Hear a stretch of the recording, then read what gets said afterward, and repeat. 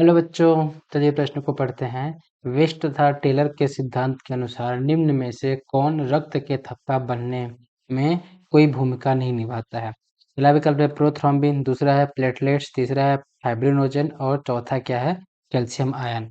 तो मतलब हमारा प्रश्न क्या पूछ रहा है कि जो वेस्ट एंड टेलर जो वैज्ञानिक थे उन्होंने एक सिद्धांत दिया था कि रक्त का थक्का कौन कौन से चीज हैं जो बनाएंगे या कौन कौन से पदार्थ होते हैं। तो प्रश्न पूछ रहा है कि वो कौन से पदार्थ या रक्त के थक्का जमाने में इसकी भूमिका नहीं होती है। चलिए देखते हैं प्रश्न की मुख्य अवधारणा क्या हो जाएगी।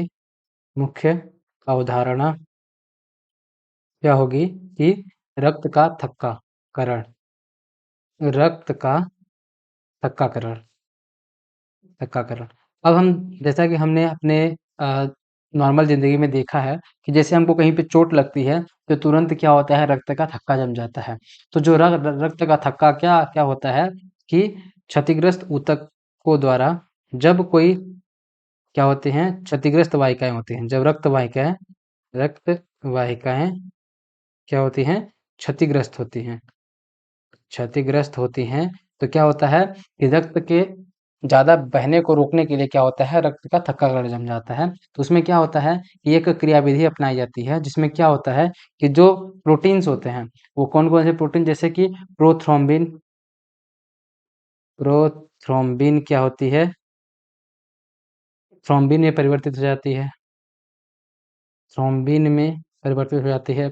और फाइब्रिनोजन जो होता है, फाइब्रिनोजन, फाइब्रिनोजन क्या होते हैं कि फाइब्रिन में परिवर्तित हो जाते हैं, फाइब्रिन में परिवर्तित हो जाता है। जो कि ये क्या करते हैं, ये दोनों क्या करेंगे कि जाके एक कोशिका जाल बना लेते हैं। अब ये क्या होता है कि थ्रोम्बिन जो होता है प्रोथ्रोम्बिन में कैसे परिवर्तित होता है, कैल्शियम आयन की प्रेजेंट में। तो कोई कैल्शियम आयन उपस्थित रहता है इनमें, क्या करता है, कैल्शियम आयन के क्या करता है, सहायता करता है। तो क्या होगा कि जो थ्रोम्बिन और प्रोथ्रोम्बिन होते हैं, सॉरी, थ्रोम्बिन और फाइब्रिन क्या करते हैं, या दोनों मिलकर क्या बना लेते हैं, एक जाल का निर्माण कर लेते हैं। जिसमें क्या क्या होता है, जैसे जाल का निर्माण होगा तो उसमें क्या होता है कि जो आरबीसीज होती हैं वो आके फंस जाती हैं। ये क्या करेंगे, एक जाल का निर्माण करेंगे और इसमें क्या होगा कि आरबीसी आके क्या करेंगी, फंस जाती हैं, आरबीसी फंस जाती हैं, उलझ जाती हैं।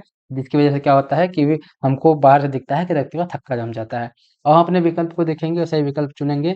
तो इसकी मतलब प्रश्न क्या पूछ रहा है, रक्त के थक्का जाना में किसकी भूमिका नहीं होती, तो प्रोथ्रोम्बिन की, हाँ इसकी भूमिका होती है। प्लेटलेट्स की इसकी कोई भूमिका नहीं होती है, मतलब कि ये हमारा सही विकल्प क्या हो जाएगा, ये हमारा उत्तर होगा प्लेटलेट। फाइब्रिनोजन की भूमिका होती है, इस वजह से ये गलत हो जाएगा।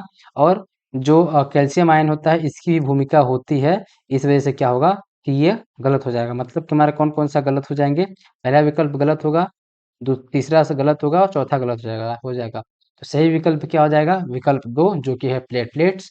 आशा करते हैं आपको दिए गए प्रश्न का उत्तर समझ आया होगा। धन्यवाद।